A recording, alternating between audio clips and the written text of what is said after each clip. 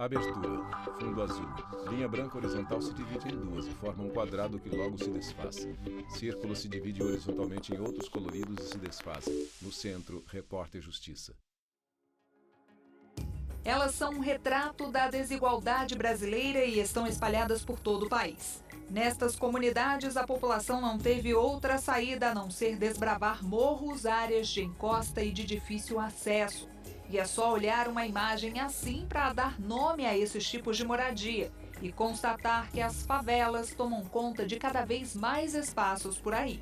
Imagem aérea de favela. Os dados são relativamente antigos, de 2010. De acordo com o último censo do IBGE, pelo menos 11 milhões e 400 mil pessoas moravam nos chamados aglomerados subnormais. 11 anos mais tarde, projeções não oficiais apontam que esse número pode ter aumentado e muito. Só para se ter uma ideia, a Rocinha, a maior favela do país, teria quase 26 mil domicílios, seguida do Sol Nascente, no Distrito Federal. Olhando para a questão das comunidades, André Simões, pesquisador da Gerência de Indicadores Sociais do IBGE. Subnormais, nós observamos que há uma provável incidência maior dessas desigualdades. As populações que vivem nessas localidades são mais propensas a maiores taxas de pobreza, né? A estarem nos estratos menores de rendimento, estarem mais desprotegidas, né, do ponto de vista social e econômico. Quem vive nessas regiões geralmente não tem acesso nem ao básico. Direitos fundamentais garantidos no artigo 6º da nossa Constituição são constantemente violados. Isso inclui acesso digno à saúde, à educação e ao saneamento, por exemplo. Esses direitos, eles são inalienáveis, significa que eles não podem ser negociados, eles são irrenunciáveis, a gente não pode negar o próprio direito e eles são imprescritíveis, quer dizer que esse direito ele não perde o seu valor no tempo. Mas quando a gente vai olhar para a realidade das periferias no Brasil, a gente vê que o cumprimento, a efetivação desses direitos é uma realidade muito distante do que consta na letra da lei da Constituição Federal. Se a gente fosse fazer uma analogia em termos bem simplificados, é como se a violação de direitos, a gente pode comparar com uma trama de tecido, né? O que faz um tecido é uma trama, é um emaranhado. Então, você não pode garantir um direito essencial enquanto outro direito essencial está sendo violado. Mas, afinal de contas, o que significa o termo favela? No bom português, a palavra representa toda e qualquer ocupação irregular de áreas que não são recomendadas para moradia. Favela é também o nome de uma planta altamente resistente típica da Caatinga. O processo de favelização, no entanto, nos remete a fatos históricos. As primeiras favelas surgiram ainda no século XIX, após o fim da Guerra de Canudos. Tornaram-se ainda mais visíveis na década de 1950, com o avanço da industrialização. Quando o homem do campo foi substituído pela máquina, houve o que conhecemos como êxodo rural. Sem condições de bancar um aluguel ou uma casa própria, essas pessoas invadiram terrenos não regularizados, construindo casas improvisadas. Aqueles que resistiram voltaram, mas não tinha espaço para eles na sociedade. Não só aqueles que voltaram de Canudos, mas aqueles que sobreviveram à escravidão, aqueles que sobreviveram à Guerra do Paraguai, à luta contestada. Então, esses sobreviventes, né, foram para esses espaços denominados favelas.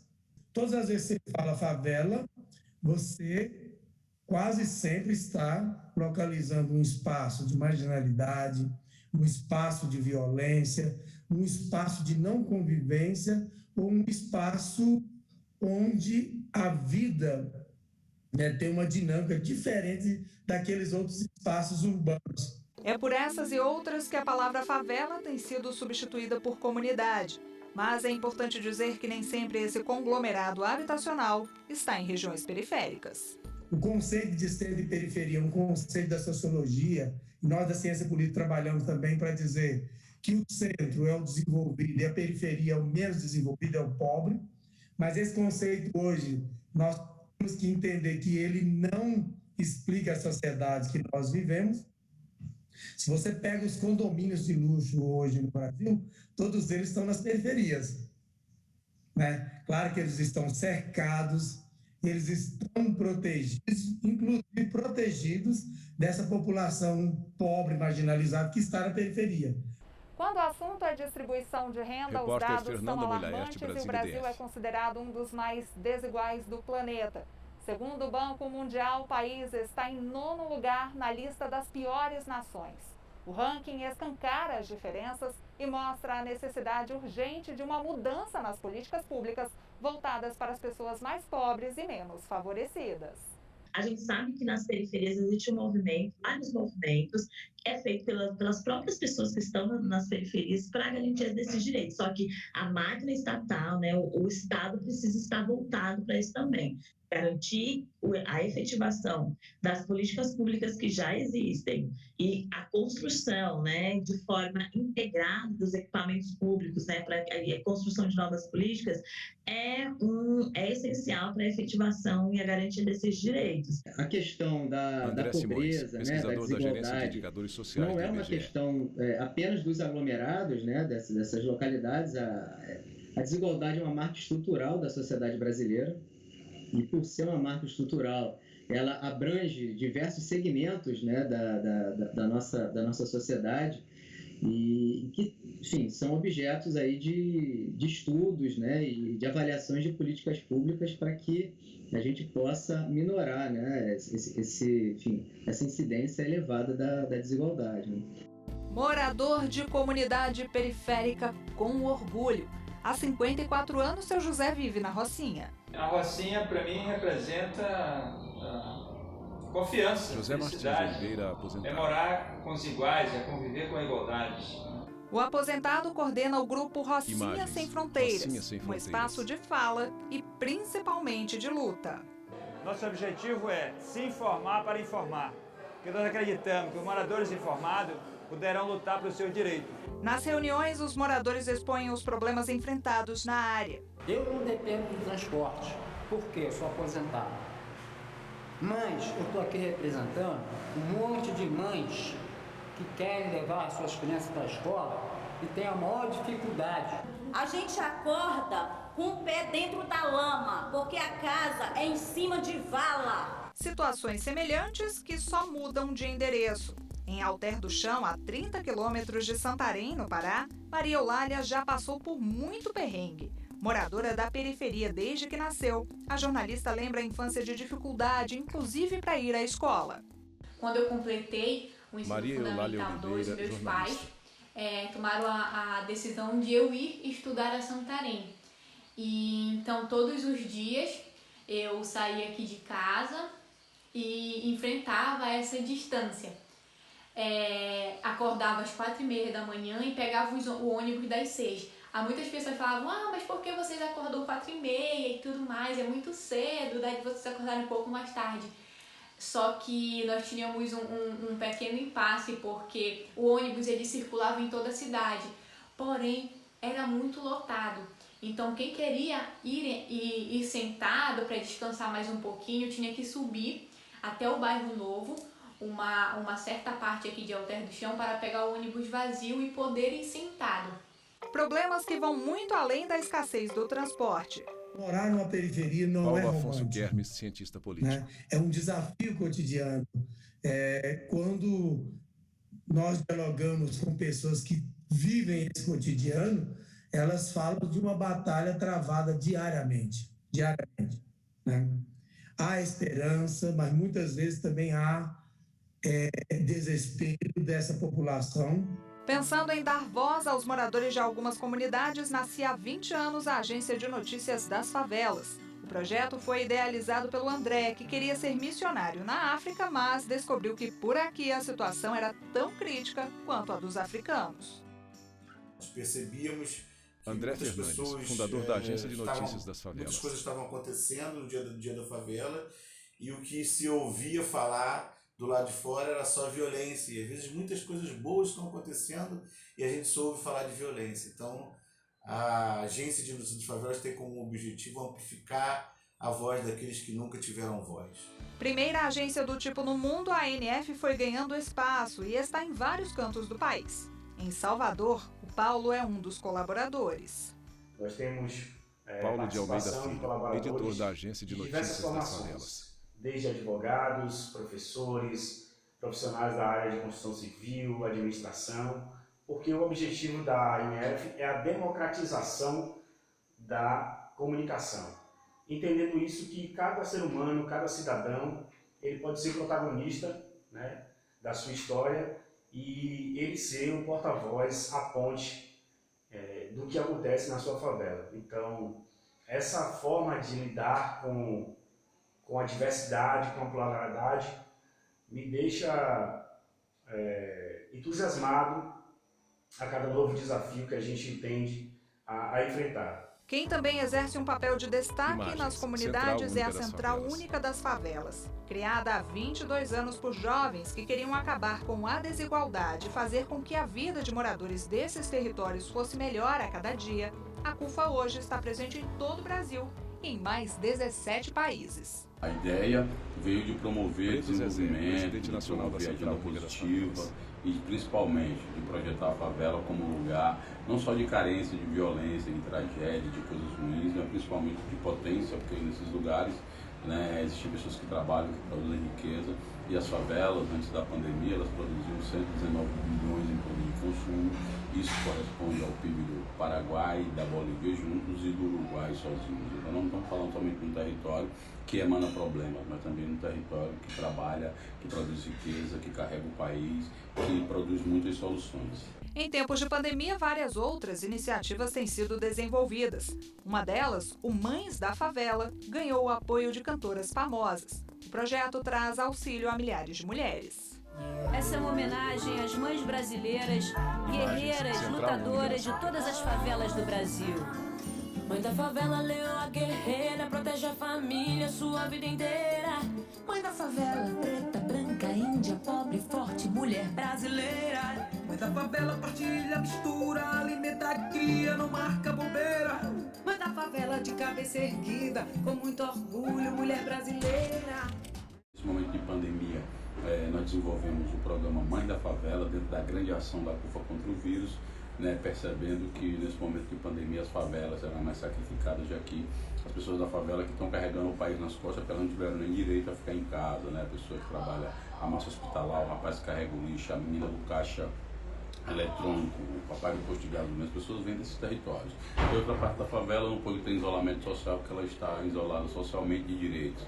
Então a gente lançou neste momento, né, apesar de todos os projetos que a gente tem na área cultural, esportiva, desenvolvimento econômico e empreendedorismo, nós estamos centrados agora na área da retomada econômica, a partir de ações emergenciais, mas também de projetos e criação de empresas que dividem lucro com esses territórios. Os favelados também são gestores e não somente consumidores. A Beatriz é uma das beneficiadas. A moradora da Rocinha, que tem filhos em idade escolar, também ganhou um chip de celular para que as crianças não perdessem aulas durante o isolamento. Foi muito importante. Beatriz Viana de Carvalho, entregadora. Acompanhar as aulas online, que eu não tinha como, né? Eles estarem assistindo por falta de internet. E aí eles começaram a acompanhar as aulas direitinho. E também eu tenho uma filha que não mora no Rio e deu também para fazer chamadas de vídeo para matar a saudade dela, dos netos. E tem sido muito bom a CUFA aqui na Rocinha, porque ajuda, né, as mães com cesta básica, além do chip e outros projetos para as crianças, né, poderem sair um pouquinho desse nada que tinha para fazer, né? Agora tem um esporte, tem lazer, tem música. A gente faz um rápido intervalo e volta em instantes. No próximo bloco, o repórter Leonardo Ferreira fala sobre os inúmeros desafios enfrentados por moradores de cidades periféricas. Não saia daí. Vinheta de transição. No Centro, Repórter Justiça. Vinheta de transição. No Centro, Repórter Justiça. Um Brasil de periferias que trazem histórias de um povo batalhador, engajado em movimentos sociais, interessado em arte e cultura. Nesses lugares tão marcados pela diversidade, não faltam desafios para a população. Pessoas na favela. Para muitos, qualidade de vida é ter sossego, é poder sair para trabalhar e voltar para casa em segurança. Em Restinga, bairro da Zona Sul de Porto Alegre, Bruna foi assaltada 2 vezes. Foi bem ruim. Uma sensação de impotência. Santos, técnica em tive que entregar meu celular. E Não tive muito o que fazer, porque eu liguei para a polícia. Eles disseram que não podiam fazer nada, a não ser que eu desse e fizesse o BO, que aí sim eles iam poder investigar e tal, né? Diante que a gente não pôde contar com nenhum policiamento naquele momento.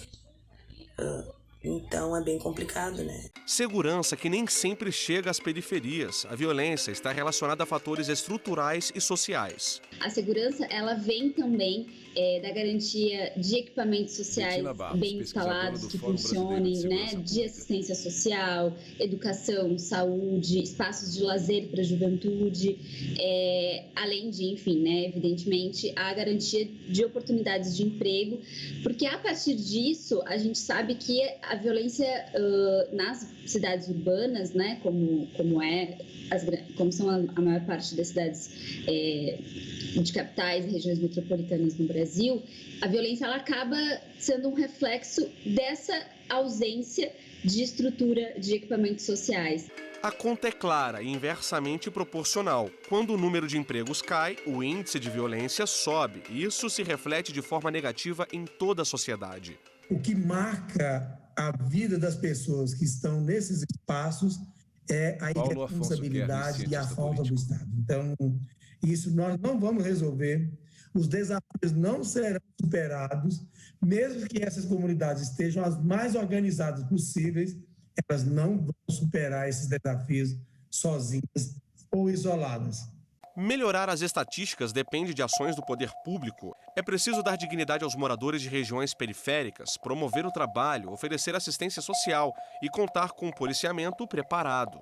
Pensar um policiamento, né? Pensar uma polícia que tenha legitimidade nessa comunidade, que a comunidade confie nessa polícia, então possibilidades de policiamento comunitário, a polícia que efetivamente respeite os direitos humanos dessas pessoas, desses moradores, e a partir disso, então, a segurança como um todo, né, a sensação de segurança e os índices que acabam medindo essa sensação, eles vão acabar melhorando. E aí a gente está falando de segurança pública baseada em evidência, né? Isso não é achismo, isso não é uma teoria sem fundamento. Onde o tráfico de drogas se faz presente, a violência fica evidente. Nessa guerra sem fim, moradores e crianças inocentes muitas vezes são as maiores vítimas. Alguns especialistas acreditam que é praticamente impossível acabar com o mercado ilícito de entorpecentes. É aí que entram as operações planejadas para enfraquecer a estrutura financeira das organizações criminosas.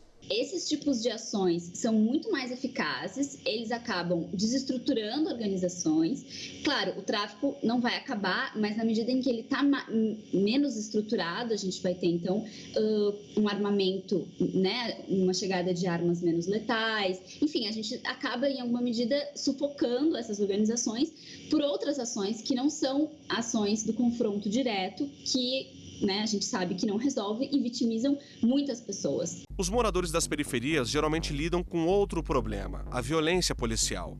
Dados do Fórum Brasileiro de Segurança Pública indicam que mortes desta natureza cresceram 6% no primeiro semestre do ano passado, no comparativo com o mesmo período de 2019. São mais de 3 mil vítimas, né, nesse primeiro semestre de 2020, que a gente, infelizmente, não pode dizer que foram vítimas ao acaso, né? Porque a gente já está há muito tempo falando que violência policial não resolve e que esse tipo de conflito só piora a situação e, ainda assim, ele continua acontecendo. Em nota, o Ministério da Justiça e Segurança Pública informou que o projeto piloto Em Frente Brasil atua com um conjunto de ações de prevenção e repressão policial. Ele está em fase de avaliação em municípios de 5 estados brasileiros. A ideia é criar um programa nacional ainda este ano.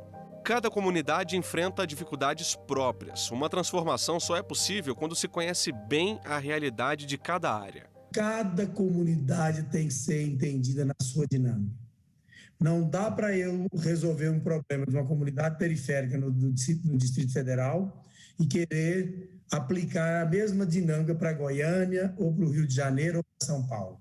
A educação ainda é a melhor arma para o combate à violência. Em Belém, o projeto Cineclube Terra Firme resgata e transforma a vida de adolescentes vulneráveis por meio da arte, da cultura e do lazer. Foi justamente em combate ao extermínio dessa juventude preta periférica que surgiu o projeto em 2015, logo após uma grande chacina em novembro de 2014, intitulado Juventude Preta Periférica do Extermínio ao Protagonismo. Inicialmente, o projeto articulou com diferentes coletivos culturais do bairro e articulou a produção cultural com as escolas públicas da região. Cinema, educação, teatro, dança e poema. Hoje eu só quero ser feliz. Eu vou jogar fora tudo aquilo que deixa a minha vida por um triz. Hoje eu só quero fazer poesia, olhar para o próximo e desejar bom dia. Das manhãs que eu acordo com o espírito de artista, porque da minha felicidade eu sou protagonista. Eu sinto forte sentimento de alegria no peito, e o dia de hoje nem precisa ser perfeito, só quero que a minha felicidade transborde por toda a cidade. Que meu sorriso te alcance, então se dê essa chance. É que eu tenho sonhos diversos. E hoje eu vou dar um grande salto, porque eu sou a menina que sonha alto, que transforma tudo em versos. Também no Pará, Natasha coordena o Poame-se, grupo que discute poesia e literatura afro. Eu trabalho com meninas e mulheres, algumas da mesma idade que eu, algumas mais novas e outras mais velhas. A gente trabalha incentivando e potencializando o dom poético, literário, com o intuito de valorizar a nossa identidade afro e também de resgatar a questão da autoestima e ressignificar algumas opressões que nós meninas pretas da periferia sofremos. Já na Bahia, esta professora aposentada abriu uma creche e uma escola na periferia de Salvador para atender a crianças de até 5 anos. Mãe Nildete, como é conhecida na comunidade Alto de Coutos, tomou essa decisão depois de visitar uma família. Encontramos um barraco de zinco, esgoto a céu aberto, uma mulher grávida, várias crianças pequenas dentro de casa, e a gente viu o estado de calamidade mesmo. Aí perguntamos onde estava o marido, na cadeia, e como ela fez o filho, na cadeia. Com pouco recurso, ela acolheu as crianças na própria casa. Hoje se faz presente na vida de quase 200 meninos e meninas. São crianças com pais ou mães drogados, muitos não são nem pai nem mãe de verdade, que passam por situação de miséria mesmo. Miséria, violência e falta de saneamento básico. No Sol Nascente, na periferia do Distrito Federal, Sandra reclama do descaso. A situação é muito precária. A gente não tem água, não tem luz, não tem esgoto. Lixo aqui não passa lixeiro para pegar os lixos da gente. Então a situação da gente é muito precária. Perto de Sandra, no mesmo bairro, um trabalho de formiguinha. Há 15 anos, Margarida se tornou o braço direito de muitos pais que não tinham com quem deixar os filhos enquanto trabalhavam. Ela fundou a Associação Despertar Sabedoria. Nós lutamos para criarmos nossos filhos dignamente, educá-los e para que eles tenham uma escola para estudar, um caminho adequado a seguir.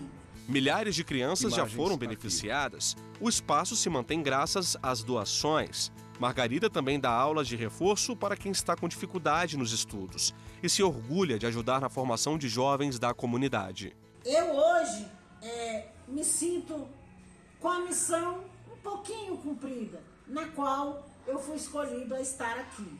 A missão de ajudar, servir, compartilhar, estar presente na vida dessas pessoas que são da nossa comunidade Sol Nascente, cidade Sol Nascente e aqui o trecho 3 principalmente. No próximo bloco você vai conhecer projetos que incentivam a cultura, a educação e o empreendedorismo em regiões periféricas. A gente volta já. Vinheta de transição. No centro, Repórter Justiça. Vinheta de transição. No centro, Repórter Justiça. A movimentação nas periferias começa logo nas primeiras horas do dia. Uns acordam cedo para trabalhar, outros para empreender. No Brasil, 50% das mulheres empreendem por necessidade. Mais de 70% das empreendedoras não têm CNPJ. Quase 60% dos desbancarizados, as pessoas sem conta bancária, são mulheres. E mais de 80% das afroempreendedoras não têm capital de giro para manter seus negócios funcionando. Empreender nessas áreas é um ato de resistência. Em Duque de Caxias, no Rio de Janeiro, a Ludmila fundou a Empoderamento Contábil, startup que ajuda mulheres a impulsionar os pequenos negócios. sou contadora e por mais de 10 anos eu saía da periferia todo dia para estudar e trabalhar nas áreas nobres do Rio de Janeiro. E enquanto eu atravessava a cidade, eu percebia a necessidade que as empreendedoras daqui tinham e têm de receber informação e treinamento de qualidade, numa linguagem descomplicada e acessível à nossa realidade periférica. A empresa é a primeira de impacto social do país, com foco na gestão financeira em regiões periféricas. Em 3 anos, a gente já impactou com conhecimento mais de 2.000 pessoas. Realizamos mais de 30 eventos gratuitos, presenciais e online de forma independente. Atendemos diretamente mais de 30 clientes com consultoria online, humanizada, numa linguagem descomplicada e com um preço acessível à realidade periférica. Há 2 maneiras de empreender, por oportunidade ou por necessidade. Nas periferias, a segunda opção é a mais comum. Em Salvador, Karine ajuda a estruturar negociações. No empreendedorismo, o termo pitch é usado quando se quer apresentar de forma atrativa uma determinada proposta aos investidores. Em algumas comunidades, há quem faça isso há anos. Quando eu imagino você na frente do investidor, parece algo muito afastado. Mas quando a gente literalmente explica que esse também é o nome da técnica que o baleiro e a baleira usa quando entra no ônibus para poder vender o seu produto, você aproxima aquela realidade. Quando mais a gente aproximar a realidade, né, a gente vai entender essa diversidade cultural e o quanto isso é incrível pra gente, né? O projeto já impactou a vida de mais de 600 empreendedores periféricos. O sonho da Karine é fazer com que a proposta chegue a todas as comunidades brasileiras. Criar uma cana em cada periferia nada mais é do que valorizar o conhecimento que existe naquela periferia e, logicamente, trazer, né, para que outras pessoas vejam. Né? Eu não tenho certeza que a gente tem muita coisa criativa, muita coisa sendo criada por aí, a gente só não tem a visibilidade de conhecer. Então, que tal a gente se dispor, a gente se abrir a conhecer essas múltiplas diversidades, lógico, cada um com sua especificidade, mas também entender que dá pra gente trazer inovação que não é um carro voador, é simplesmente um novo olhar sobre um problema que ele é antigo. Agora você vai conhecer o coletivo Mães da Periferia. O movimento foi criado há 1 ano e meio em Porto Alegre para levar bem-estar às famílias de baixa renda. As ações vão desde a doação de cestas básicas até a contação de histórias para as crianças. Há ainda oficinas para ensinar mulheres a fazer e vender sabão como alternativa de renda. Começamos a realizar atividades de doação de cesta básica, vestuário, roupas de cama, produtos de higiene, livros, materiais escolares,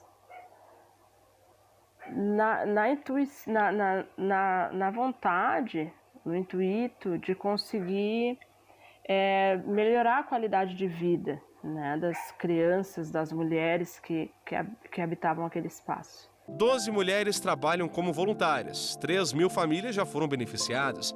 O projeto é referência na região. Um centro cultural deve ser construído no Morro Santana. A ideia do Centro Cultural das Mães é gerar um espaço acolhedor e um espaço que traga diversidade para a comunidade, que traga acesso ao conhecimento e à cultura às nossas crianças, porque quem vive em território periférico tem conhecimento que a cultura dificilmente chega até nós, dificilmente chega até as nossas crianças.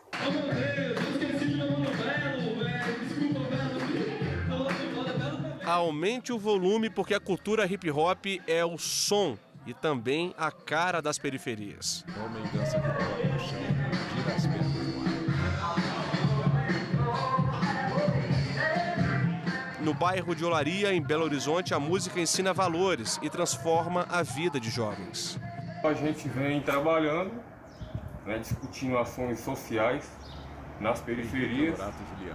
E o principal objetivo é dos demais, né, das demais organizações culturais, disseminar cultura para os nossos, ter formação para os nossos também, capacitação, né, cultural e artística, e política também, que a gente precisa também. E assim a gente termina o Repórter Justiça desta semana. Já segue o nosso perfil no Instagram, é o TV Justiça Oficial. No YouTube, o canal é o mesmo. Se quiser entrar em contato com a nossa produção, o e-mail é o repórterjustiça@stf.jus.br. Até a próxima. Créditos finais. Produção Marcelo Luiza e Thalita Oliveira. Reportagem Fernanda Muraerte e Leonardo Ferreira. Edição e texto Fernanda Muraerte. Cabelo e maquiagem Eliane Neves. Figurinha Thalita Oliveira. Serigrafia Jefferson Martins e Lúcio Ribeiro. Assistência técnica Cléber Leite e Luiz de Mello. Edição e pós-produção Diego Garotti. Videografia Rodrigo Matias. Áudio e descrição visual Rodrigo Caio Leão. Narração Valdir Rocinha. Núcleo de programação Rosa Asa. Núcleo técnico Fábio Guedes. Núcleo de produção de programas Flávio Soledade. Supervisão, Coordenadoria de Gestão da TV e Rádio Justiça e Secretaria de Comunicação Social. STF. Realização TV Justiça Essencial 2021.